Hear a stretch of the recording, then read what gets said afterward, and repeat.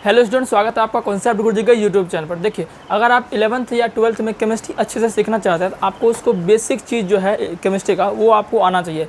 जैसे कि संयोजकता निकालना, इलेक्ट्रॉनिक विन्यास निकालना, उसका परमाणु संख्या याद होना, परमाणु द्रव्यमान संख्या, ये सब चीज़ आपको जो है बहुत अच्छे तरीके से आना चाहिए और ये सब 9th-10th में ही सिखाया जाता है। अगर आपने नहीं सीखा है तो इस वीडियो में आपको इलेक्ट्रॉनिक विन्यास निकालना बताऊँगा ताकि आपको जो है 11th में जो केमिस्ट्री पढ़ेगा उसमें किसी प्रकार की दिक्कत नहीं होगा। ठीक है ना, इसको नोट कॉपी में जरूर कर लीजिएगा। आइए सीखते हैं। चलिए, इलेक्ट्रॉनिक विन्यास निकालना सीखेंगे आज।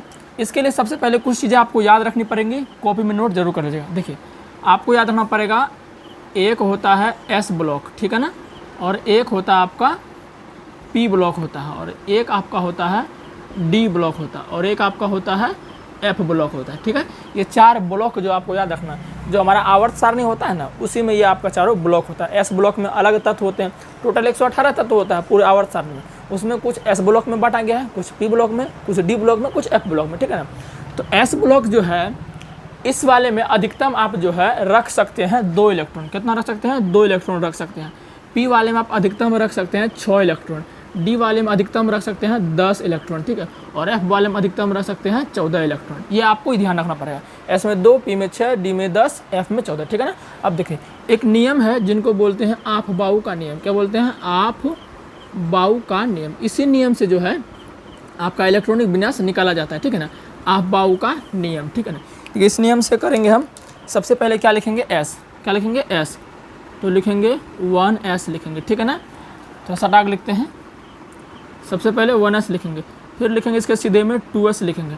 अब देखिए, जब एक आया तो एक में कौन है? एक पहले तो एस ही है, तो एस दे दिए। अब जब 2 आ गया तो 2 के बाद कौन आएगा? एस के बाद पी आएगा, तो यहाँ दे देंगे 2p दे देंगे। ठीक है ना, अब फिर 2 के बाद आएगा 3s।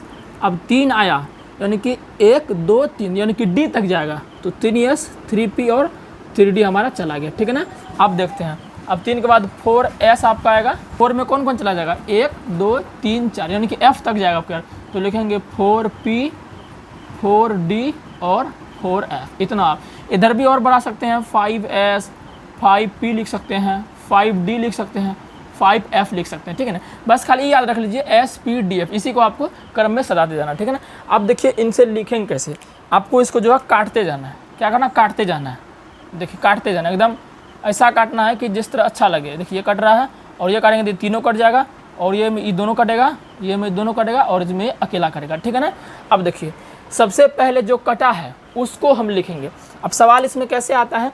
दे देगा कि सोडियम का इलेक्ट्रॉनिक विन्यास लिखिए।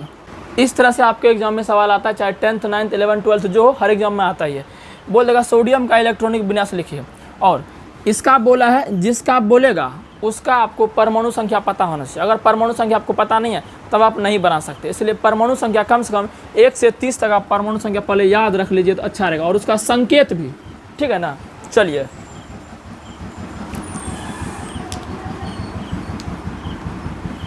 अब सोडियम का बोला है तो सोडियम का संकेत होता है Na होता है। क्या होता है? Na होता है, और इसका परमाणु संख्या 11 होता है। देखिए, ये हमको पता है तो लिख पा रहा है, अगर आपको भी पता रहेगा तो आप भी लिख सकते हैं। अब इसका क्या लिखना है? इलेक्ट्रॉनिक विन्यास। अब देखिए, सबसे पहले कौन कटा है? 1s, यहाँ लिखेंगे 1s। क्या लिखेंगे? 1s लिखेंगे। अब देखिए, s में अधिकतम कितना रह सकते हैं? 2, तो अधिकतम यहाँ क्या दे दिए? 2 दे दिए, फिर कोमा दिए। अब 1s के बाद कौन कटा है? 2s कटा है, तो यहाँ दे देंगे 2s दे देंगे। अब चूंकि ये ऐसे है, 2 रहेगा तो उससे क्या मतलब है? तो ऐसे ना, तो फिर भी कितना रखेंगे? इसमें 2 रखेंगे। ठीक है ना। अच्छा, ई पर पावर माइनस क्यों दिया यहाँ पर? ई मतलब होता है इलेक्ट्रॉन। ई पर पावर माइनस इसलिए दिया क्योंकि इलेक्ट्रॉन क्या होता है आपका? ऋणावेशित करना, माइनस करना। ठीक है ना। चलिए, 2s के बाद, अब 2s के बाद कौन कटा है? कितना बोलेगा कि 3s? नहीं, ऊपर जाना है। 2s के बाद ये कटा है। ठीक है ना। 2s के बाद 2p। अब p में कितना रख सकते हैं? अधिकतम 6 इलेक्ट्रॉन। ठीक है ना। अब गिनिए जरा, तो कितना हुआ? 2, 2, 4, 6, 10, 11 ना चाहिए, तो एक और चाहिए हमको। तो 2p के बाद देखिए कौन आएगा? 2p के बाद कौन आएगा? अब ये आएगा 4s, तो 4s आपका हो गया। अब s है तो अधिकतम 2 ले सकते हैं, लेकिन जरूरी नहीं ना 2, 2, 2, 4, 6, 10, 1 की जरूरी है। तो ये आपका क्या हो गया? इस तरह से सोडियम का इलेक्ट्रॉनिक विन्यास हो गया। इस तरह से आप जो है हर एक का बना सकते हैं। जैसे मैं आपको देता हूँ लोहा का बनाने, Fe का बनाने दे देता हूँ। ठीक है ना। Fe का मतलब होता है लोहा। ठीक है ना, ये हमको पता है, आपको पता नहीं है। आपको 1 से 30 तक याद रखना ही पड़ेगा, तभी आप बना पाइएगा एग्जाम में। और Fe का जो परमाणु संख्या होता है वो होता है 26 होता है। कितना होता है? 26 होता है, लोहा बोलता है। अब इसका कैसे लिखेंगे? सबसे पहले कौन कटा है? 1s। ठीक है ना, 1s। अब s पर ज़्यादा से ज़्यादा कितना? 2, फिर 1s के बाद कौन? 2s। ठीक है ना, 2s पर भी 2, फिर 2s के बाद कौन? इधर से 2p, p में ज़्यादा से ज़्यादा 6, फिर 2p के बाद कौन कटा है 3s।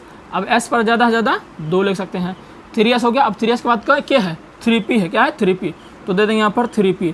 अब p पर ज़्यादा से ज़्यादा कितना, देखिए p पर ज़्यादा 6, गिनिए कितना हुआ 2 2 4 6 10 2 12 6 18 हुआ, हमको 26 चाहिए, तो 8 को और चाहिए। अब 3p के बाद क्या है, देखिए 3p के बाद क्या है 4s, तो यहाँ देंगे 4s। अब s पर ज़्यादा ज़्यादा कितना 2 दे सकते हैं, ठीक है ना।